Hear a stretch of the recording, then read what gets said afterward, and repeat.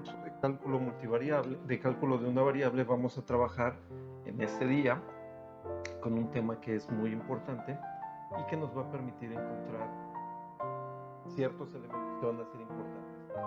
Es el dominio. ¿Qué se refiere el dominio? Desde lo que vimos previamente, el dominio de una función se refiere a los valores que pueden ser asignados a la variable independiente. Y estos valores los vamos a tomar como valores para x. Recuerden, variable independiente. Y aquí es donde viene una pregunta: ¿por qué dice que pueden ser asignados? Se supone que la variable x es una variable independiente, entonces yo debería poderles asignar el valor que yo quiera. No es siempre así. A veces tenemos ciertas condiciones a cumplir dentro de la estructura de una función, a las cuales les llamamos restricciones. Cuando tenemos una restricción, se limita el intervalo de valores que se pueden tomar para ella. Por lo tanto, es importantísimo que conozcamos primero cuáles funciones tienen restricciones para que nosotros podamos entonces determinar el dominio de la función. Veamos entonces primero una clasificación general.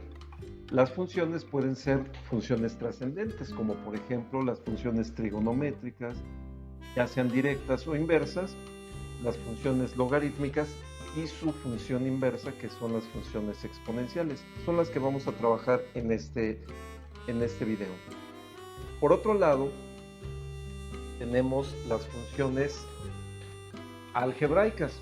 Estas funciones algebraicas tienen unas condiciones diferentes.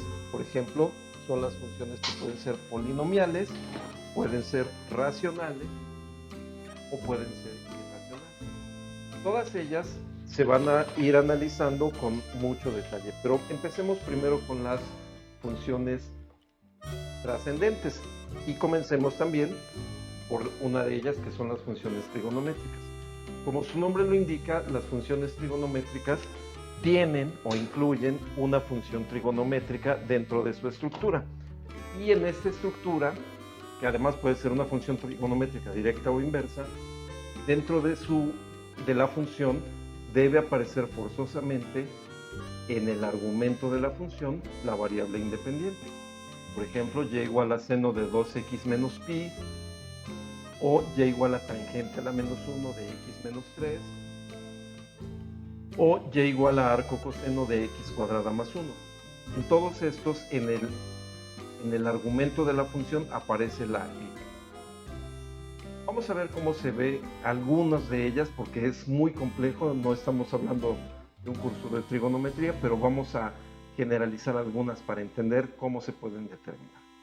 Por ejemplo, si yo tengo la función y igual a seno de x, su dominio son todos los números reales. ¿Cómo lo sé? Porque en el momento en que yo empiezo a asignar valores, voy a tener una función que tiene estas características. Un trazo que se repite de manera constante. Si nos damos cuenta, entonces yo puedo asignarle valores en x sin ningún problema. Sin embargo, en el caso de la y, el valor mínimo que toma es menos 1, el valor máximo es 1. Por lo tanto, podemos decir que su contradominio es y pertenece al intervalo que va de menos 1 a 1. De manera similar, aquí podemos ver el intervalo, son solamente estos. La función tal como está ahí no sobrepasa estos dos niveles.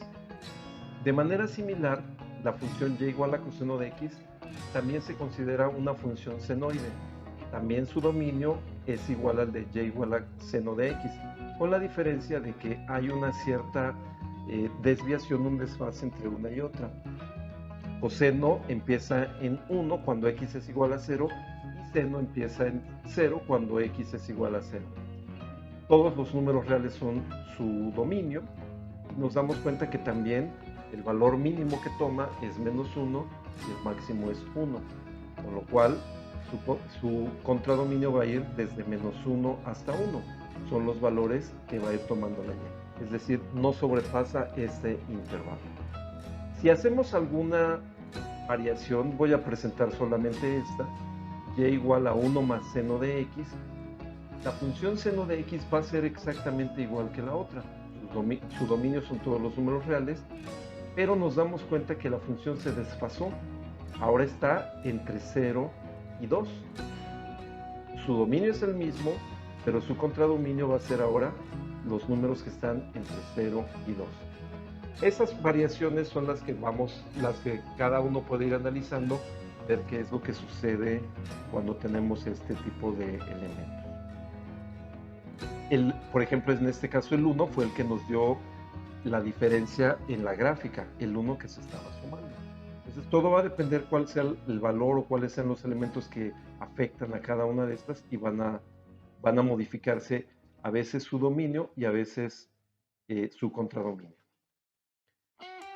En segundo lugar tenemos las funciones logarítmicas. Esta es una operación que se utilizó durante mucho tiempo cuando no había calculadoras científicas y era más fácil calcular los números muy grandes a través del logaritmo. La expresión puede ser como esta, y igual al logaritmo de ax más b, donde ax más b es lo que conocemos como argumento. El argumento de un logaritmo no puede ser 0 ni puede ser negativo. Entonces tenemos que especificar que el argumento, en este caso ax más b, cualquiera que sea la expresión que tengamos ahí, debe ser mayor que 0. Recuerden, no puede siquiera valer 0. Con esto podemos establecer el dominio. Veamos esta función, por ejemplo. En este caso tenemos que la función, si hiciéramos un zoom más o menos en esta parte, aunque parece que se juntan, nos podríamos dar cuenta de que nunca llega a juntarse la función que está en color rojo con el eje de las y que está en color negro. Se aproximan mucho, pero no se juntan. Esto es lo que se llama una asíntota. El eje de las y es una asíntota para el logaritmo de x. Y la función entonces no puede tocar al 0. El argumento, en este caso x, no puede tocar al 0, sino que se va a ir desde 0 hasta infinito. Por lo tanto, el dominio es x, pertenece al intervalo que va de 0 a infinito. Sin embargo, el contradominio sí va a ser desde infinito, menos infinito, hasta más infinito. Esta es otra forma en la que se presentan las funciones logarítmicas. Puede ser creciente o puede ser decreciente, dependiendo cómo sea la base de nuestro logaritmo. Finalmente tenemos las funciones exponenciales. Estas funciones exponenciales tienen estas estructuras. Es opuesta o inversa de la logarítmica. Y su gráfica siempre es una gráfica creciente, exponencialmente. Un punto en el que siempre tocan es 0,1.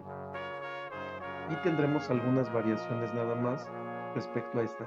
Sin embargo, lo que es importante es que en su dominio no hay restricciones, por lo tanto a x se le puede dar el valor de cualquier número real. Un ejemplo muy sencillo. Vamos a primero determinar el tipo de función y dominio.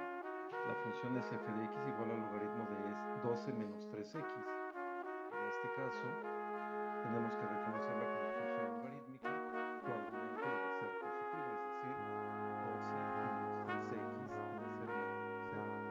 Al resolver esta desigualdad, y aquí voy a dejar un enlace para cómo resolverlas, x es menor que 4. Significa que x puede tomar cualquier valor menor que 4. Viéndolo desde una óptica de intervalo, sería x pertenece al intervalo que va de menos infinito hasta 4, sin contar ninguno de los dos, por lo tanto es un intervalo abierto. 4 no sirve, no nos sirve, pero 3, 2, 1, 0 o incluso valores negativos pueden darnos un buen resultado de esta función. En el caso de este nuevo ejemplo, la función es una función exponencial, sabemos que no tiene restricciones en su dominio, por lo tanto podemos asignarle a x cualquier número entre menos infinito o infinito, cualquier número real. Y en este caso lo podemos expresar de estas dos formas. También podemos considerar que, recordando la gráfica que vimos de e a la x, tus valores en y van a ir desde 0 hasta más infinito, toda vez que es una función inversa de la función logarítmica. Y esto hace que las gráficas se parezcan mucho, solo que giradas. que este video sea de utilidad. Nos vemos pronto en el siguiente. Gracias.